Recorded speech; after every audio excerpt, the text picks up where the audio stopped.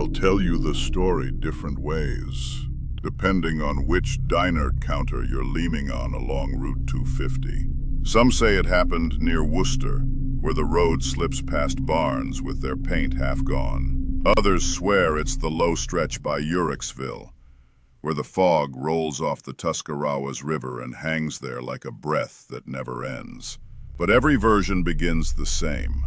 A steel haul, a driver named TJ, and a piece of Ohio highway that doesn't always behave like a road should. This one's for him, for the ones who trade sleep for miles, for the ones who look into the dark and feel it looking back. For TJ, he'd been hauling steel 14 hours straight.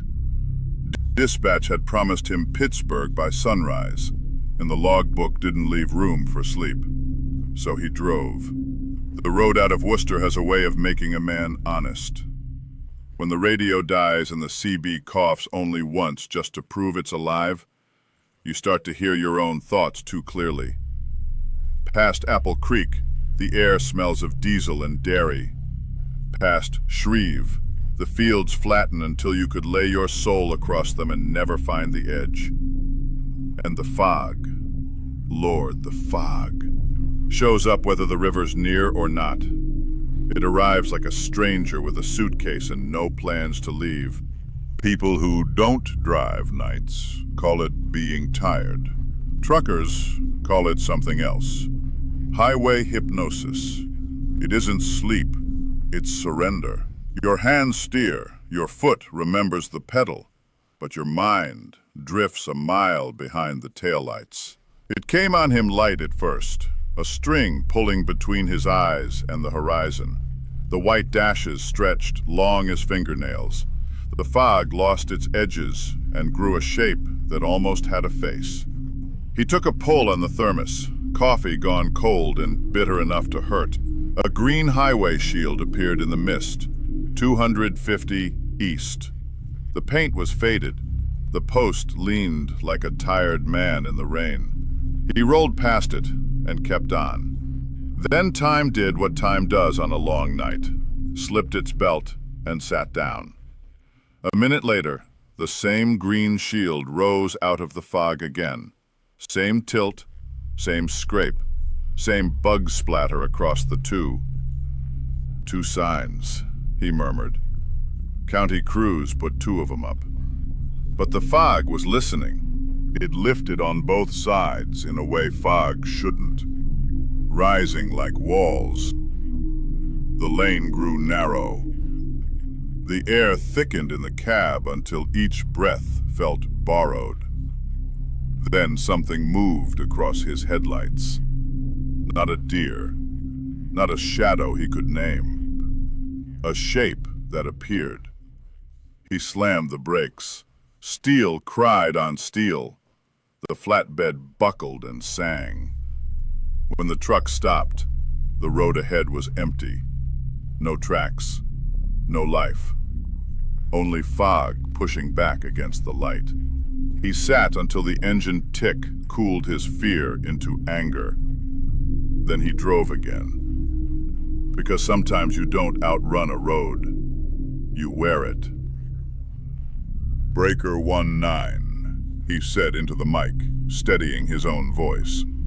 Anyone eastbound on 250. Visibility's lousy.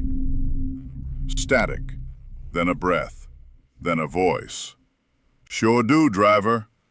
Long stretch tonight, ain't it? TJ hadn't said where he was, hadn't said he was alone. But the words landed like a hand on his shoulder anyway. Where you running? He asked. The pause was long enough to measure a mile. Then, been on this road too long to remember. Headlights appeared in his mirror, small, then close, then too close. No logo, no plates, no shine. Just a black semi hauling a trailer of dark. He slowed. It slowed. He sped up. It followed. The headlights didn't glow. They stared. Cold, white, empty. Like the eyes of someone who'd forgotten how to see. Keep your eyes open, driver, the CB said in his own voice. Or maybe in the voice that used to be his. Walls get close out here. Then the black truck slid into his lane. Metal screamed, the world tilted, and everything stopped. Time didn't slow. It froze. The clock on his dash, cheap red LED, read 3:33 a.m. and refused to move. His breath hung in his throat like a sentence without an ending. Then the universe hit resume. He was upright, steady, back in his lane. The black rig was gone. The next sign said 250 east with the same lean, and the clock still read 3:33.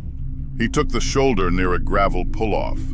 Hazards ticked polite orange into a night that didn't care. Headlights carved a cone out of the fog, and in that cone, a neon smudge blinked blue. Marty's Diner, open 24 hours. He laughed once, no joke in it, just relief that a light still existed. Inside, coffee smelled burnt and sweet. Plates sat with food still warm. Every cup steamed. No people, only the sense that someone had just stepped out and forgotten to finish eating. ACB handset on the wall swayed gently on its cord. He reached to still it. The speaker crackled to life and said, "You're late, driver." He walked back out because the air in that room didn't want company. His truck was gone. In its place, a black rig, door open, engine idling like a heartbeat without a body. He climbed in. No mirrors, no gauges, no stitching in the wheel. Only a single glowing screen where a radio should be. The light was red and quietly alive. Route 250, it read. Always Route 250. He didn't start the engine. The truck started him. Marty's slid out of view. The gravel fell away. The highway rose up and took him the way a wave takes a stone. The headlights reached just far enough to prove the world still existed, and no further. Beyond them, nothing. He picked up the mic because silence needed company. It was warm in his hand, like someone had just let go. "Breaker," he started, but the speaker beat him to it. "Keep your eyes open, driver," it said, his own voice aged and hollow. "Walls get close out here." The fog leaned in. The red screen glowed steadier, and Route 250 rolled beneath him forever. If there had been a clock, it would still read 3:33 a.m. Stories like this don't end. They thin out. Years later, or maybe yesterday, another driver ran that same stretch between Wooster and Uhrichsville. Fog thick as memory, road narrowing if you looked straight at it. He keyed his mic. "Breaker 19, anyone running east on 250? Roads are dead out here." Static. Then a voice. Steady, friendly, unearned. "Sure do, driver. Long stretch tonight, ain't it?" The kid laughed. "Copy that. Handles Travis. What's yours?" A pause, wide as a field. Then, "They call me Red." So, if you ever find yourself rolling that way after midnight, and the fog decides it likes you, keep your eyes open. Give a little more room than feels necessary. And when you pass the 250 East sign for the second time, don't say it out loud. Just touch the wheel like a cross and listen for a voice, a little like yours and a little like someone you miss. If it tells you the walls get close out here, believe it. If it tells you the time, don't check the dash.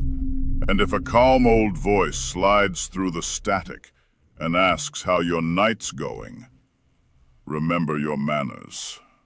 Breaker 19, you tell him, rolling easy. And when he says his name is Red, say you've heard the story. Say it with respect, the way a man says grace for a meal he didn't cook. Then let him pass you on the left and count the seconds until the fog hems the world back in. If you count 3, keep driving. If you never finish counting, well.